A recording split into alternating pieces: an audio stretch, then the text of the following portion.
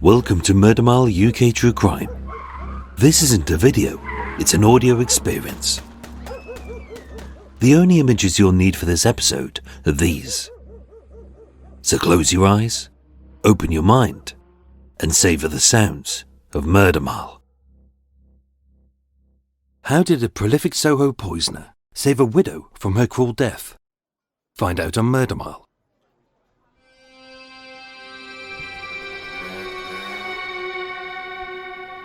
Today I'm standing outside of 3 Peter Street in Soho, W1.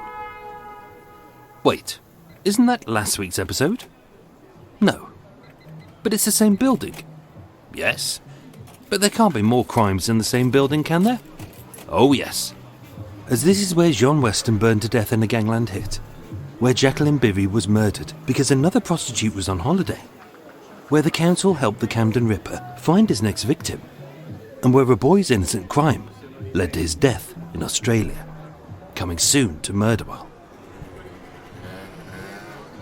As we know, 3 Peter Street is now a boutique called Supreme, where rubbery little boy men who've never shaved blow a year's wage on clothes too stylish to wear while they're skateboarding. So instead, they stand on corners, looking constipated, strut like their left leg is far too short, and have faces like slapped arses.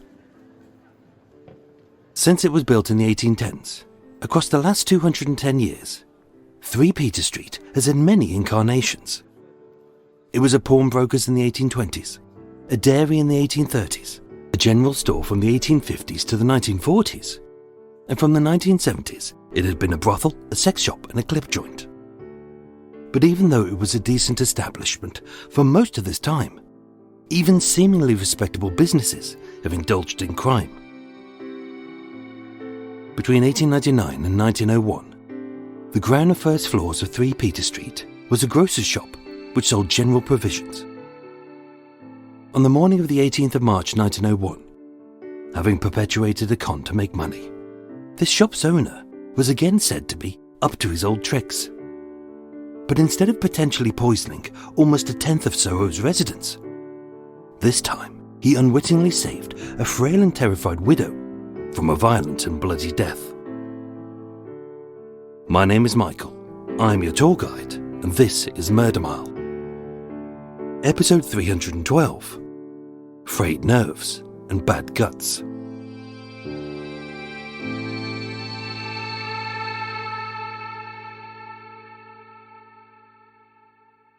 As Ken Scott wrote in Jack of Hearts, "Fate is a fickle bitch. Just when you believe you've secured the goose that lays the golden egg, she backheels you in the bollocks. Sometimes it helps you, sometimes it hinders you, and other times, fate throws you a curveball that you never realized was even there."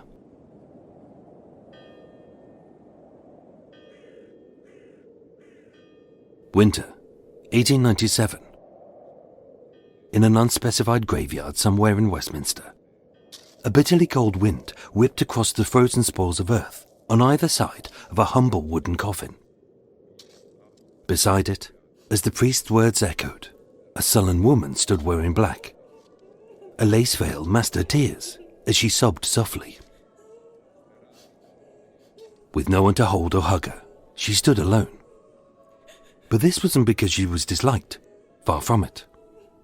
She just wanted to be left alone to grieve the loss of her husband of almost the last 3 decades, as the pallbearers lowered the coffin into an old grave that for many years she had visited almost daily.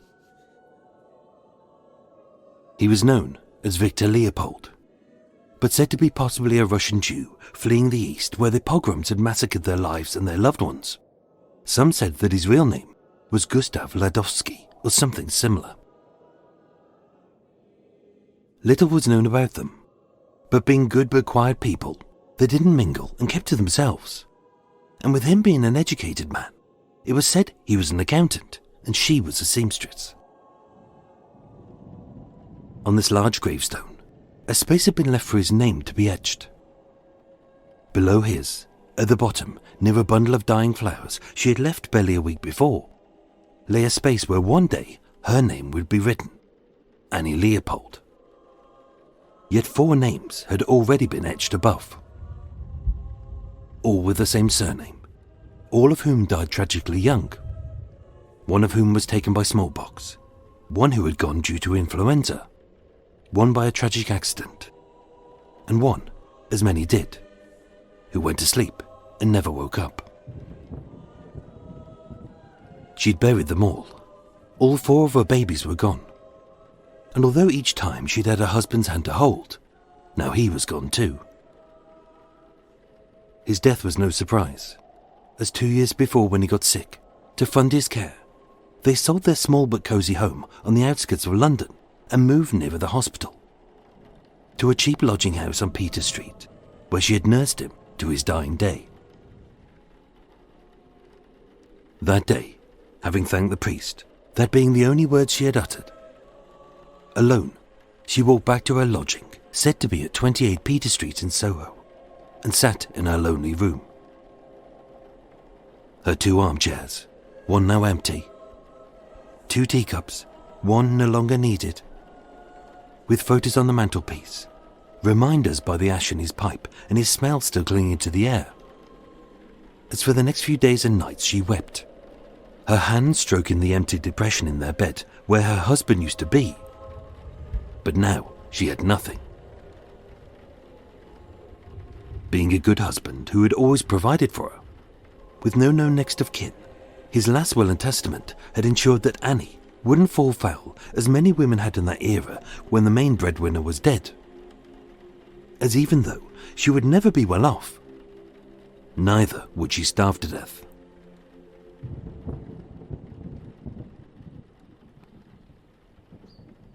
It wasn't until the summer of 1898 that Annie Leopold slowly emerged from her grief.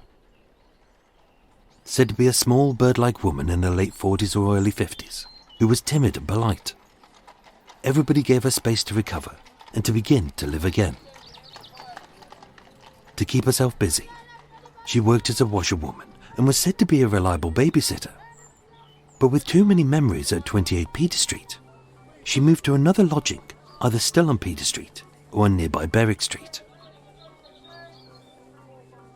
That spring, tragedy struck one of the neighbours, a young singer woman whose toddler she babysat, when a cold became the flu, and then a bad bout of pneumonia took her to her early grave. With no family and the child at risk of being orphaned, Annie took on the sole role of being his carer, and instead of being raised in a cruel workhouse, the boy would flourish in the arms of this new mum who loved him. By the summer of 1898, it was said she'd found her purpose again. It was also said that around the same time, Annie found love. He was known as Gus, possibly short for Gustav, the same name as her dead husband. Unsurprisingly, he too was a big man with big hands and a large bellowing laugh. So it's uncertain whether she ever truly fell madly in love with him, or whether still grieving, she was simply missing a piece of her life and this facsimile filled her space. Soon she was making his dinner, mending his clothes, and with his pipe in the ashtray and his slippers under the bed, suddenly she felt as if she was whole again. But he wasn't the Gustav that she once loved, but the Gustav she now feared. Whereas her husband was softly spoken and affectionate, this faker was coarse and vulgar. Whereas her lover was diligent and compassionate, this interloper rarely worked, and when he realized she had savings, this foul laborer stopped visiting the building sites and spent his time gambling and drinking. When he was drunk, he was violent and abusive, and when he was sober, he was the same. A nasty bastard who treated her like a skivvy, barked at her like a dog, and kicked her like she was an old bucket of shit. One day, she thought she got rid of him for good when he slipped off a scaffolding. But having only injured his leg and his back a little bit, he used this as an excuse to do nothing from now on.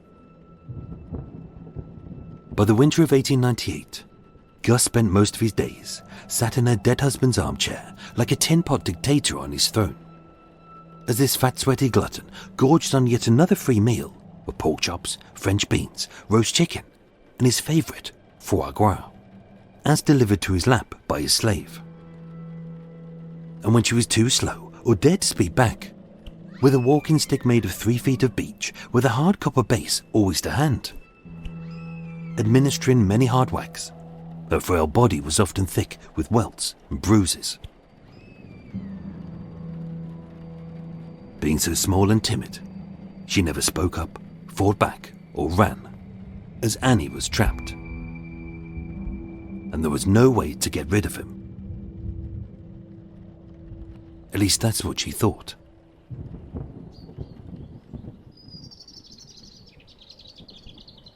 Her saviour came in the guise of Giuseppe Stoppani, a 48-year-old Italian shopkeeper known as Joseph.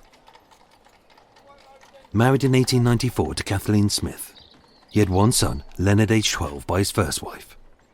And having lived at 28 Peter Street, where it was said they got to know Annie, their 2 daughters were also born, Amelia in 1896, Ceci in 1897, and for many years their lodger had been Kathleen's brother, John. In late 1898, Joseph opened Stoppani's, a provision shop on the ground floor of 3 Peter Street, where they sold fruits, vegetables, fish, meats, dried and tinned goods to restaurants and the passing public. Being neither big nor brave, Joseph wasn't the kind of man to save a widow's life, as being a down-on-his-luck grocer trying to scrape by in a rough and seedy part of town. He was mostly known for cutting corners to make an easy penny, especially as the Boer War began to bite the average wage. Sometimes he fiddled the prices, sometimes he added to the weighing scales, and sometimes, well, you'll see. This was an era when the average person didn't have a kitchen at home, let alone a fridge.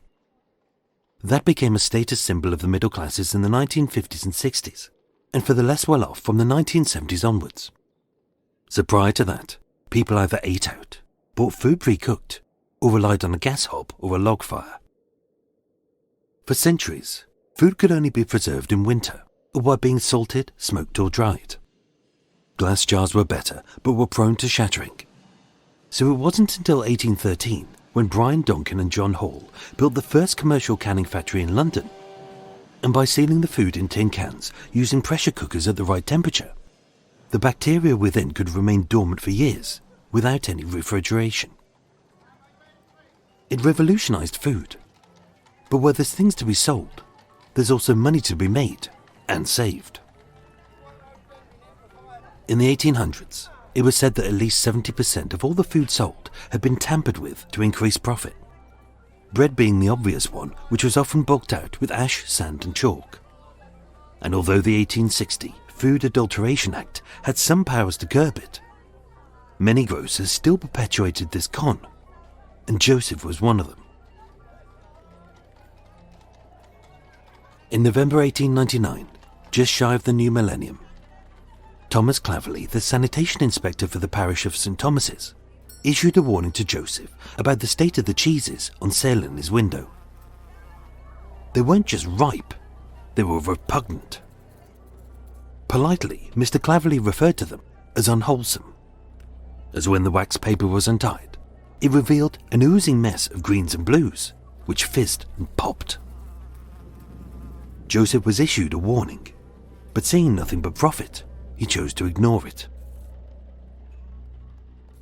That month, Joseph had a plan, one which could see him spending as little as £1 and making a tidy profit of £30, roughly £4,500 today. And having rented a cellar at 14 Broad Street, just one street up, all he needed was a workbench, a reel of tin alloy, a can opener, a soldering iron, and a strong stomach. Talking of stomachs, Gustav's gut was growing larger as this glutton gorged on the goods he got Annie to fetch for him. As she worked, he slept. As she earned, he squandered. And without any irony, seeing the boy she was raising as her own as nothing but a leech, who he claimed belonged in the workhouse, she could shield this boy from his walking stick wax with her own broken body. But for how long? Annie hadn't a bad bone in her body, but she hated this man, and she wanted him dead. She couldn't strangle him, and she knew she hadn't the strength. Any poison purchase was noticed in the chemist's register. She was too afraid to suffocate him in his sleep. And although it's likely that a heart attack would ultimately take him, he'd probably die, beating her to death. Annie was tiptoeing ever closer to her grave, and Joseph was nowhere to be seen. But by the winter of 1898, his penny-pinching antics could definitely be heard. Across Old Compton Street, up Wardour Street, along Berwick Street, and over Greek Street, a foul and fermented fug hung in the air, as the bottoms of several diners popped with little gasps of flatulence. In such cheap eateries, an occasional body grumble or back passage bellow was not uncommon. But as each restaurant saw an increase in patrons, groaning, sweating, and rubbing their guts, as the street became awash with a splash of stomach bile, this area usually stunk, but this time it stunk bad. Something was wrong, and with a flushing toilet not being standard in Britain until the 1950s, many a bedpan was being carried to the sewer with not a single brown trout to be released, but a brown shoal of stinking sprats. Again, Thomas Claverley, the sanitary inspector, was called to investigate. And whereas he would have usually expected to find a bad stew in one of the kitchens being the culprit, all of the affected restaurants had purchased the same tins of food from the same little grocer shop, Stoppani's at 3 Peter Street. It was a con Joseph had done before, just never on this scale.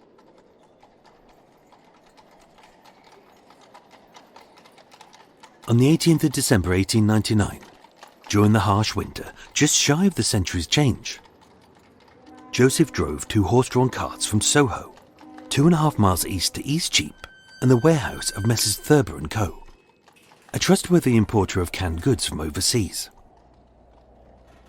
As often happens when his ship docked, it was to be expected that some of the tin goods from Italy may have spoiled, and so were destined to be thrown on either the rubbish heap or sold at a discount as pig food or as manure.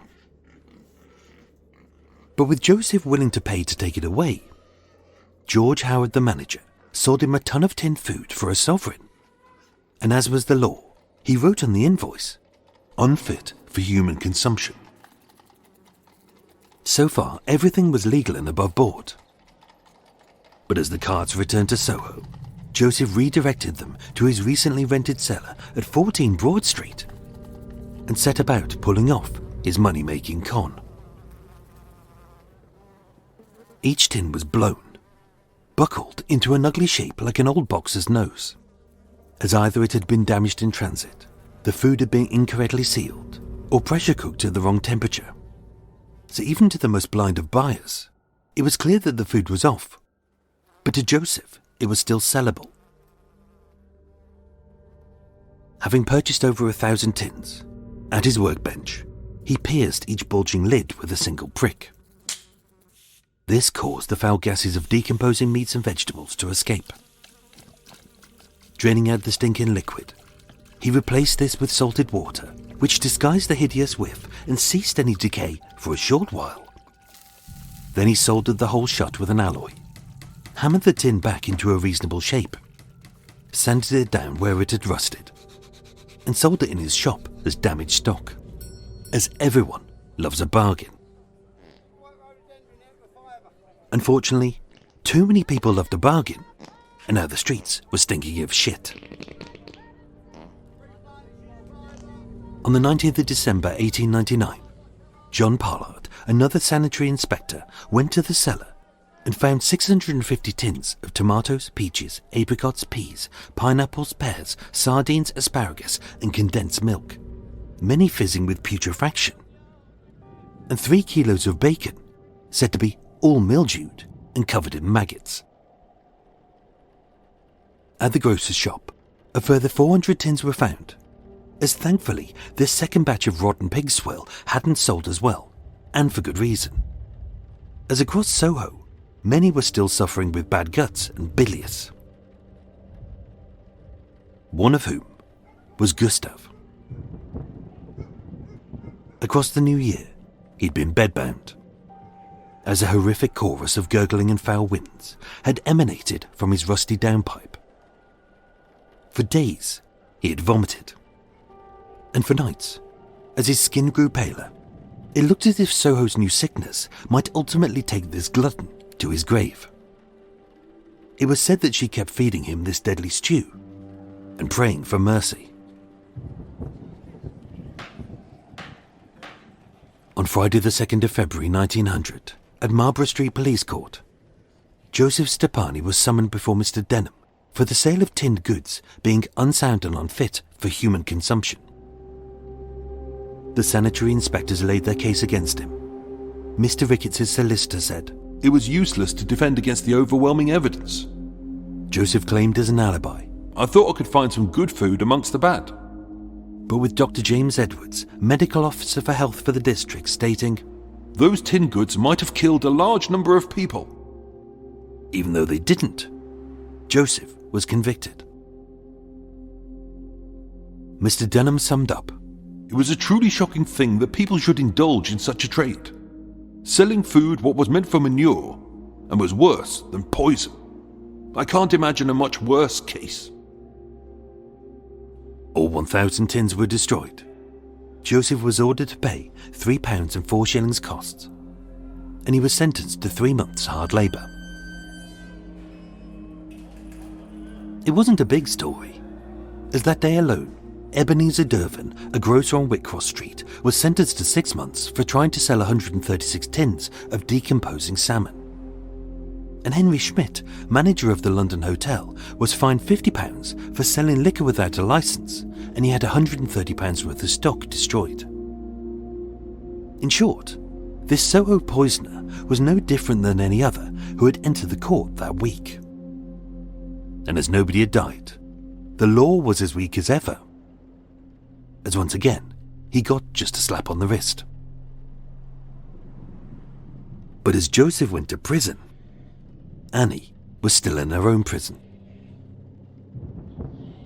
They knew what had poisoned him, but Gustav wasn't dead, as like everyone else, he got sicker, only to get better.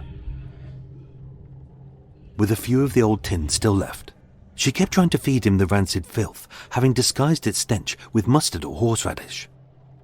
But as the bloated bastard read about Joseph's conviction, he demanded that she buy his food elsewhere. By now, having barely moved in months, with ulcers on his legs, his back covered in bed sores, and even a boil on his buttocks, and he should have had some peace from his persistent beatings by his walking stick as he grew slower. But being immobile only made him more volatile towards her and the boy. The more pain he felt, the more he made her feel his pain, as days turned into weeks and then months. Given his size and growing sickness, some days she hoped that his indigestion would be a burst appendix, that a bout of reflux was actually a massive heart attack, or that one of his headaches was terminal cancer. But fate never handed him anything which was even close to being fatal, and somehow he kept on living.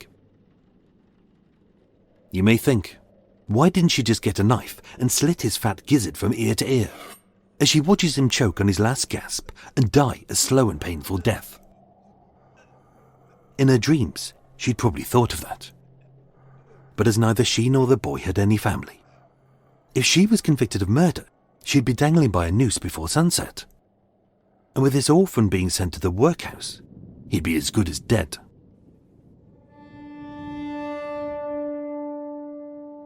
In April 1900, having served 2/3 of his sentence, Joseph was released from prison. In his absence, his wife Kathleen had been running the grocers at 3 Peter Street. But with word having spread across Soho about his disgusting shop where the rusty tins on the shelves bulged and popped, business had been bad. Very bad. With his name synonymous with filth, he got a new partner, Castano Melisi. and with the shop now renamed G. Milisi & Co., it should have been the fresh start he needed. But they were both up to his old tricks, only this time in places where he wasn't known as a poisoner. Having purchased for a sovereign another ton of rotten vegetables and meats in blown tins, which were destined to be sent to the piggery, they both put profits over people's lives. But this time, the streets didn't ring with the parts of putrefied guts, as the manager of the Empire Buffet at the Brighton Empire had recognised the signs of pricked and soldered tins, and had called the sanitary inspector. On Friday the 11th of January 1901, at Brighton Police Court, Giuseppe Stoppani and Gustav Milisi were convicted of selling 247 tins of utterly bad French beans, which it was said could have caused fatal results. Gustav was able to pay the £30 fine, but being broke, Joseph served another 3 months in prison. Released at the start of March 1901, Joseph returned to his shop, a broken man. And with no money to buy goods and no customers browsing the shelves, he slowly began to spiral into a depression, which had before and would again send him to the workhouse infirmary, where only the poorest were treated. Back at Annie's lodging, Gustav was furious. His festering leg ulcers were sore, weeping, and blaming her again for his pain. She received the brunt of his violence, as when he hurt, she hurt, as his stick hit hard.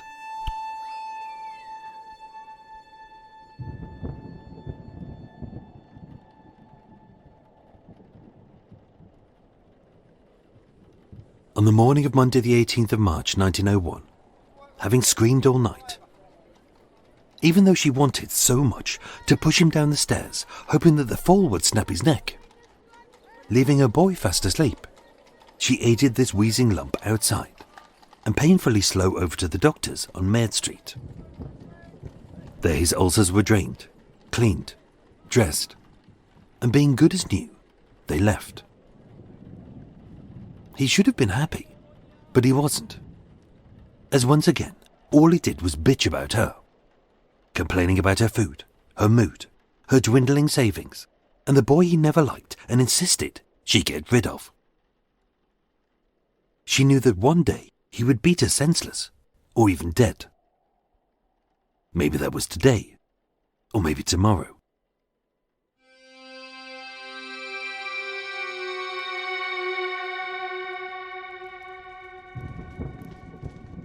It was then that she saw smoke on Peter Street, and then she heard screaming.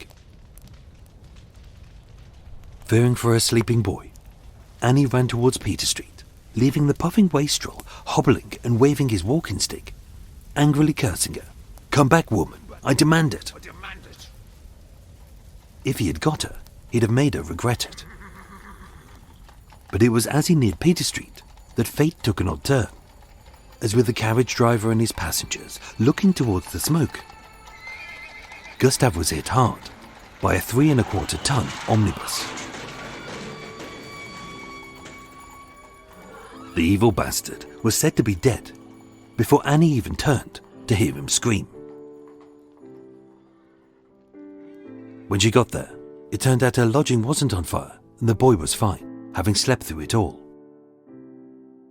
Outside of 3 Peter Street, Giuseppe Stoppani stood beside his wife, all soot-covered, coughing and clutching their daughters, as the fire which had started on their first-floor lodgings had consumed the top floor and the grocer's shop.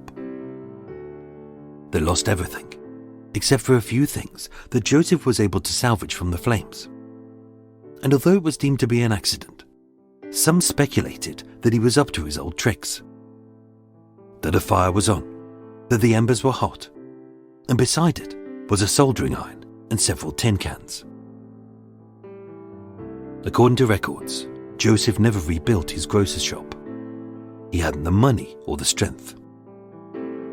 On the 30th of November 1904, 3 years later, for the third time in as many years, Joseph was admitted to the Westminster Union Workhouse, where his notes describe him as temporarily disabled. It's uncertain if he knew the effect he had on Annie Leopold's life, just as we don't know how much of it is true. After that day, it was said that Annie and the boy were never seen again. She never said goodbye. She left behind a few belongings. She paid her rent. And being uncertain of her real name, we can't be sure where she went.